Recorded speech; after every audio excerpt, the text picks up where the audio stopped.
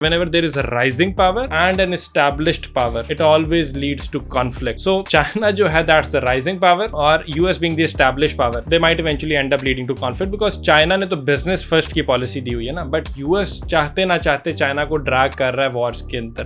Donald Trump ने बयान क्यों दिया होगा, आखिर क्या वजह पेश आई होगी US को कि भाई हमें वापस जाना है और यही बेस चाहिए जो अफगानिस्तान के अंदर है। सबसे पहला फैक्टर तो चाइना का है, जिसको डोनाल्ड ट्रंप ने खुद भी कहा। अब उन्होंने कहा कि it is very close to China's nuclear asset. China का और अफगानिस्तान का करीबन कोई 90 किलोमीटर 100 किलोमीटर का एक बॉर्डर का एरिया है, और जो ये बगराम एयरबेस है ये काबुल एयरपोर्ट के 50-60 किलोमीटर की दूरी पे, जो कि उस बॉर्डर के काफ़ी ज़्यादा करीब है। डायरेक्ट मिलिट्री कॉन्फ्रंटेशनल टोन ना भी अडॉप्ट करनी हो US ने अपनी यहाँ प्रेजेंस से, उससे हट के भी सर्वेलेंस जो वहाँ पे वो कर सकते हैं, it can be achieved very easily.